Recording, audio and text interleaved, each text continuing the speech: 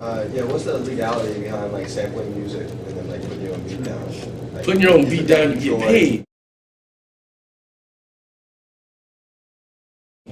Sampling, they have the right to take up to 95% of whatever you make off of that track, if they want to take it that far.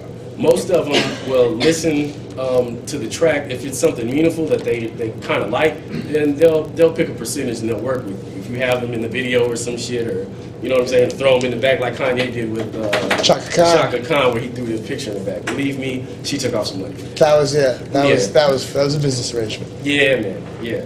So I mean, when you're making your own stuff, it's great because all of that money's coming back to you. You know what I mean? And in this game, I mean, they're really trying to take the artists or the producers' money nowadays because they're not making as much money with digital and CD sales as they used to. New artists that they're trying to sign, they're going to ask them to get 50% off whatever they make from their shows, whatever they make off of the clothing and all of that crap now. So the deals are like totally different now because of the market, which is crazy. What do you think of artists like Girl Talk, who we were just talking about, are getting in trouble with the law and stuff, and possibly getting sued because of how much they use sampling and stuff? What do you think about that?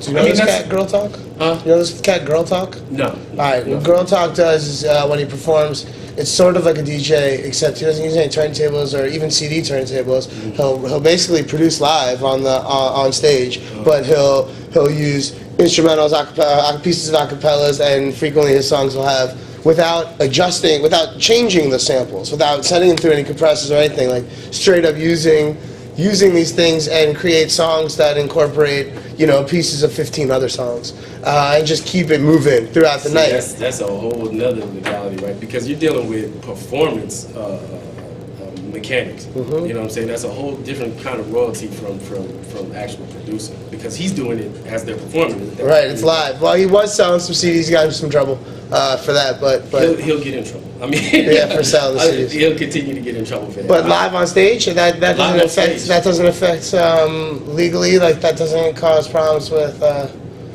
don't know, issues with royalties and stuff like that.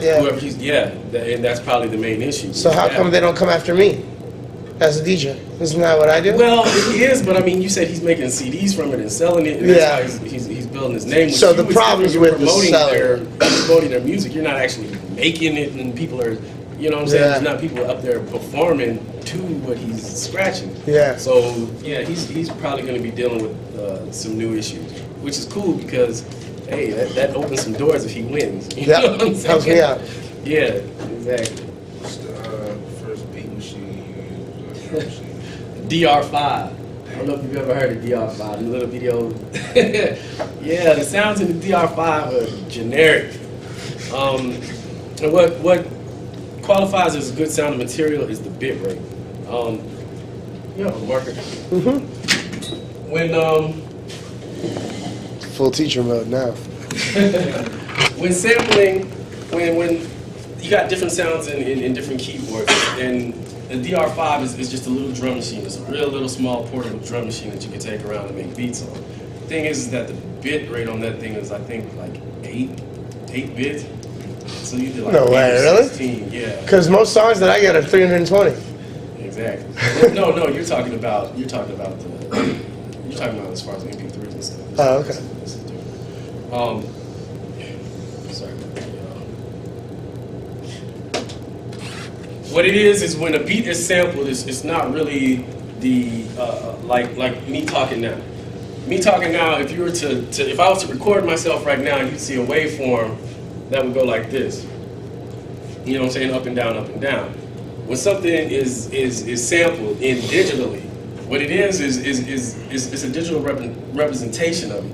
So what it really is squares. Because it can't do a curve? Right, and it's kind of just like if you ever played like PlayStation 3 or any of that stuff. Like if you see how from the regular PlayStation to PlayStation 3 now or the Xbox back then, how the graphics get better. It's because it's the same thing as vocals is. It's just a digital representation, and it's squares. And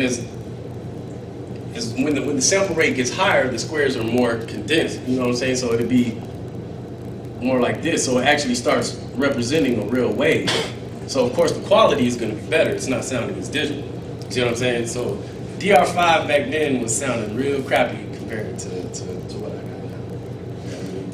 So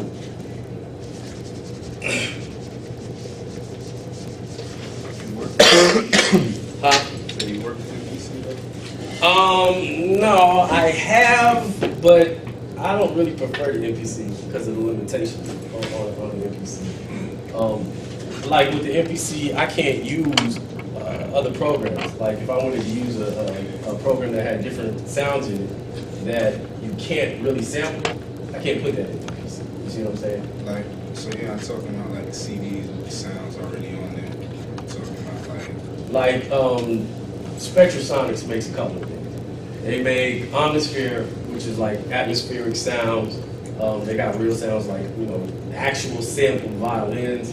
and you couldn't use those on there. Nah, I couldn't because it's exclusive to them. There's no way that MPC could ever get those sounds in there because it's the way that they have their stuff set up is great. Like, you can't take anything out of their stuff. You would get sued. You know what I mean? So it's restrictions on there.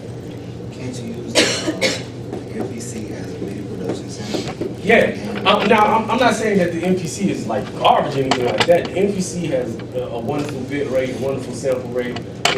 It's a very, you know, it's a good machine as long as you have good samples in it. You know what I mean? It's all about your samples. It's never about the equipment. With that, it's different because you've got local artists and you've got artists that are established. As far as artists that are, you know, have the record deal. Those guys usually have the budget. With local artists, I'll usually work with them. There's different ways to sell them. There's a million different contracts. Usually I stick to 3. The one with my local artists, I'm usually renting the beat to them. You know what I mean? I'll let them get it for 100, but that doesn't mean that it is exclusive to them. You see what I'm saying? And I let them know that straight up before they buy the beat. That, you know, you may be on the track now, but that doesn't mean somebody else will be on the beat later. Because I realize what their budget is. You know what I'm saying? They don't have a budget. You know what I'm saying? They're coming out of their pocket. If they're willing to pay for the beat, then it's different. One beat is $1,200. One is 12, and then 2 for 15 is usually what I charge. And that's even with artists that are established because I'm a novice producer. Like I produce for some cats, but nobody that has made #1s. Once you produce a track that has made #1s or made it to the charts, then you can start bringing your price way up, especially if you have a #1. Timbaland is currently getting, what, 250,000? Neptunes is getting, I think, close to around the same. But those guys are super producers. Kanye West beat right now is at $250,000 a year ago. Year and 3 months ago, it was more than that. Yeah, and it's funny you bring up Kanye, because I actually got to work with Kanye. When I finished with Full Sail, I went to Chicago and interned there for about a year with this studio called Hinge Studios. And at the time, Kanye, he wasn't even the same rapper that he is today. The car crash changed all that. I mean, he was like super thugged out, cornrows, gold in his mouth, and all that. Which was crazy, man, to see him now. But at the time, he was recording his group's album. His group at the time was called the Go-Getters. And he was all excited and stuff because he was on the phone. I was like, man, why are you so happy, man? He was like, man, I just sold my first major beat for it, and I think it was 9,000 is what he sold it for at the time. Which, if you look at it now, it's funny. You know what I mean? Because he's making way more than that. And at the time, he was telling me that when he first got started, he wasn't really even making anything. He was working under another producer. I can't remember the cat's name now. D-Dot. Exactly. Big cat in Chicago. Like, everybody knows this. He's done beats for everybody. But he was producing under him at the time. And he was only getting like 500 back then. You know what I mean? But he was doing that so he could get his name out. And it really helped him, especially when he started opening for Jay-Z. And that's when the whole rock thing came about, and they signed him and all that good stuff.